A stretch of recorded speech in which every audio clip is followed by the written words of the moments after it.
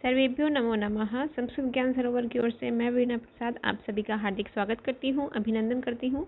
कैसे हो बच्चों आप सभी? आशा करती हूँ कुशल होगे, स्वस्थ होगे। और एक निवेदन है बच्चों आप सभी से कि कोरोना के इस लॉकडाउन काल में आपको अपने घर में ही रहना है और विशेषकर जो आपसे बड़े हैं उनकी बातें आपको सभी को माननी है ना, क्योंकि वो आपके लिए बुरा नहीं, बहुत बाकी आपके लिए बहुत भला और अच्छा ही सोचते हैं। तो इसलिए आप सभी को उनकी विशेष रूप से बातें सभी माननी चाहिए। और आज आप सभी के समक्ष लेकर उपस्थित हूँ जो हमारी 7th क्लास में जो बुक है देव भाषा संस्कृत, उसका आज वंदना वाला जो भाग है वो आप सभी के समक्ष लेकर के उपस्थित हूँ। तो चलिए बच्चों अपनी अपनी पुस्तकें खोल लीजिए और उसमें निकालिए वंदना, और वंदना आज हम पढ़ेंगे। ठीक है, इसमें 2 ही श्लोक हैं हालांकि, पर फिर भी इसको हम देख लेते हैं। ठीक है, और बहुत ही महत्वपूर्ण, बहुत ही अच्छे श्लोक हैं ये। कभी भी आप अपने इसको पढ़ करके, ये वाला जो श्लोक है बहुत बेस्ट श्लोक है ये।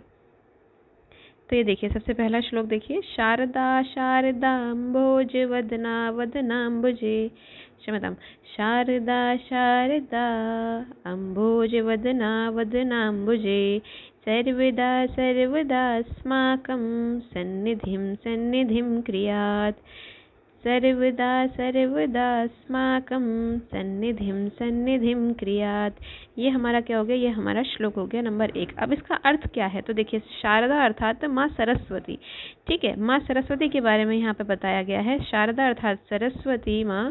शारदा अम्बोज वदना वदनाम्बुजे, वदनाम्बुजे कहते हैं माँ सरस्वती का जो कमल रूपी मुख है अर्थात वह। और शारदा अम्भोज वदना का क्या तात्पर्य है? जो शरतकालीन जो कमल होता है उसके समान मुख वाली ऐसी माँ सरस्वती की विशेष संज्ञा दी गई है।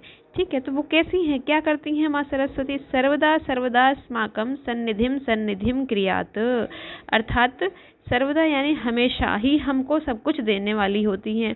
और कैसे सब कुछ देने वाली होती हैं? हमें ही हमेशा हमारे पास हमें बहुत अच्छी अच्छी विद्याएं माँ सरस्वती देती हैं, बहुत अच्छा ज्ञान देती हैं, बहुत अच्छी बुद्धि देती हैं। तो क्या करती हैं? हमें सर्वदा सर्वदा स्माकम सन्निधिम सन्निधिम क्रियात, अर्थात जो माँ सरस्वती हैं वह हम सभी को ये सारी चीज़ें देती हैं।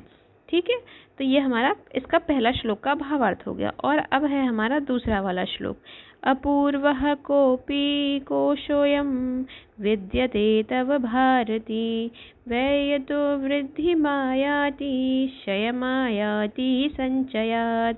अपूर्वः कोऽपि कोशोऽयं विद्यते तव भारती, व्ययतो वृद्धिमायाति क्षयमायाति सञ्चयात्।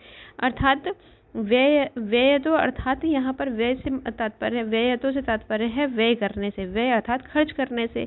ठीक है, और क्षय यानी घटना। ठीक है, और संचय अर्थात इकट्ठा कर लेने से। ठीक है, तो अब इसमें क्या बताया गया? भारती अर्थात माँ सरस्वती, भारती अर्थात माँ सरस्वती। तो उनकी एक विशेष बात कही गई है। क्या बोले? अपूर्वः कोऽपि कोशोऽयं विद्यते तव भारती, अर्थात अपूर्वः अर्थात बहुत ही अद्वितीय, बहुत ही अनोखी बात कही गई है। कैसी? कि किसके लिए कही गई है? कोशोयम अर्थात जो माँ सरस्वती का जो कोश है अर्थात खजाना है, उनका खजाना क्या है माँ सरस्वती का? विद्या, ज्ञान ना। तो माँ सरस्वती का जो खजाना है वह क्या है? अपूर्वः कोऽपि कोशोयम विद्यते तव भारती, अर्थात माँ सरस्वती का जो खजाना है, जो ज्ञान है, उसकी बहुत ही एक अनोखी, एक विशेष, बहुत ही अलौकिक बात होती है। क्या? व्ययतो वृद्धिमायाति क्षयमायाति संचयात्, अर्थात व्यय करने से, व्ययतो अर्थात व्यय यानी खर्च करने से, वृद्धिमायाति यानी वृद्धि आती है, यानी वृद्धि बढ़ती है, वृद्धि होती है। ठीक है, वृद्धि मायाती अर्थात बढ़ती है, ऐसा आप कह सकते हैं इसको। ठीक है, तो व्यय यानी जो माँ सरस्वती का जो ज्ञान है वो क्या करने से बढ़ता है? बोले खर्च करने से बढ़ता है ना। खर्च करने से क्या बढ़ता है? जो माँ सरस्वती हमको जो ज्ञान देती है, जो विद्या देती है, वो हमारा कैसे बढ़ेगा? जब हम उसको खर्च करेंगे। अब खर्च करेंगे कैसे? तो उसको भी देखते हैं। क्षय मायाती संचयात, अर्थात जो क्षय मायाती अर्थात क्षय यानी जो किसी भी विद्या को खर्च नहीं करता, किसी भी ज्ञान को खर्च नहीं करता, सिर्फ अपने पास इकट्ठा किए रहता है। संचयात अर्थात इकट्ठा करना, एकत्रित कर लेना। उसको उन लोगों के पास में क्या होता है? जो ज्ञान होता है वो संचय रहता है, नहीं रह पाता है। क्यों? क्योंकि यही तो एक अपूर्व बात है माँ सरस्वती के ज्ञान की। कैसी? कि जैसे कि कोई हमारे क्लास में कोई स्टूडेंट है, ठीक है, तो अब वो क्या कह रहा है, अब एक बच्चा क्या कह रहा है कि बोले नहीं मेरे को तो बोले सारे क्वेश्चन आंसर आते हैं, मेरे को सारे शब्दार्थ आते हैं, तो बोले मैं तो नहीं बताऊंगा इसको, बोले नहीं तो फिर मेरे को आएगा, तो फिर बोले इसको भी आ जाएगा, मैं क्यों बताऊं इसको, नहीं तो फिर इसको भी आ जाएगा ना। बहुत से स्टूडेंट्स होते हैं जिनकी ये मानसिकता होती है, तो उनके पास क्या वो एग्जाम टाइम तक ऐसा याद करके रख पाते हैं? नहीं।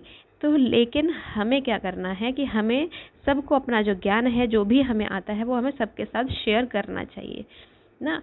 सबको हमको बताना चाहिए कि हमें अगर ये आता है, और अगर हमारे क्लासमेट है, हमारा फ्रेंड है, अगर उसे नहीं आ रहा है तो हमको उसके साथ भी शेयर करना चाहिए। अच्छा बोले तेरे को नहीं आता, अच्छा बोलो चल मैं बता देता हूँ, है ना, या मैं बता देती हूँ, चलो तो तुम्हें भी आ जाएगा, ठीक है। तो इस तरीके से जो हमारा ज्ञान होता है, जब हम किसी को जब बता रहे होते हैं ना अपनी कोई चीज़, जैसे हमने कोई क्वेश्चन आंसर्स याद कर लिए, ठीक है, अब हम जब उन क्वेश्चन आंसर्स को हम अपने फ्रेंड को, क्लासमेट को, किसी को भी बता रहे होंगे, तो उससे क्या होगा, एक तो हमारा बेनिफिट हो गया, एक तो हमारा रिवीजन हो गया, ठीक है।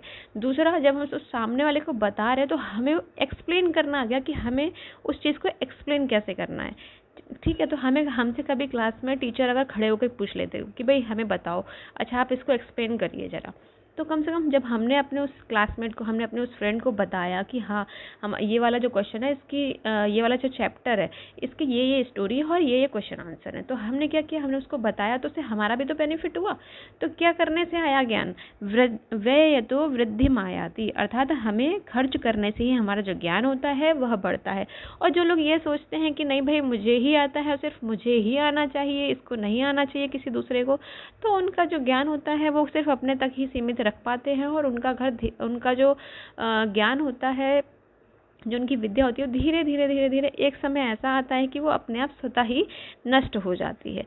तो जब वो एग्जाम टाइम में लिखने बैठेंगे या करने बैठेंगे ना, तब फिर उनके दिमाग में चीज़ें रहती नहीं है, फिर वो भूल जाते हैं कि बोले कैसे है, बोले तुम्हें, फिर घर जाके मम्मी पूछेगी बेटा एग्जाम कैसा हुआ, तो फिर बोल देते हैं कि नहीं एग्जाम तो बोले ठीक हो गया है, पर जब रिजल्ट आता है तब पता चलता है कि बोले यहाँ तो सब 0 बटा सन्नाटा है, यहाँ तो कुछ है ही नहीं ना।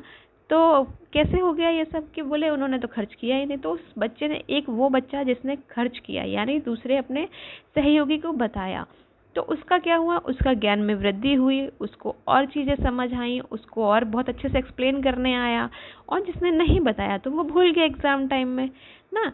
तो ये हमारा इसका शब्दों का जो भावार्थ था वो यही था, श्लोकों का जो अर्थ है वो यही है।